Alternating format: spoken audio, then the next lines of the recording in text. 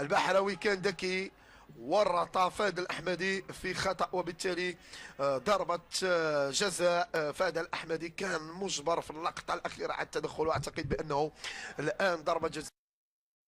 مواجهة زملاء الأمس، مراد بطنة ويسجل مراد بطنة، يسجل اللاعب السابق لفريق حسنية أكادير، اللاعب السابق من الحسنية. إذا مراد بطنة يسجل الهدف الأول. إذا الهدف الأول لصالح فريق ترجمت لهدف. نتابع ضربة جزاء نفذها بذكاء اللاعب مراد باطنة ويهزم زميله الأمس.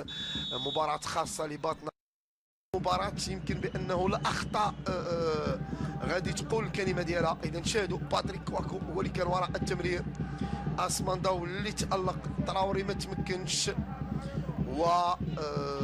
والخطأ جاء في هذا التوقيت. التوابع ديال الطرد باطنة. اذا نشاهدوا جميله هذه المحاوله وتسديده، كانت جميله، ما شاهدتش.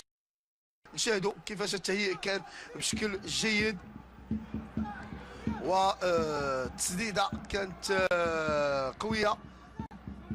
اذا شكرا للزملاء. هذه المحاوله نفذت بالفعل، ما كانش موفق فهد الأحمدي في ابعاد الكره. بالفعل انفعال مصطفى مديح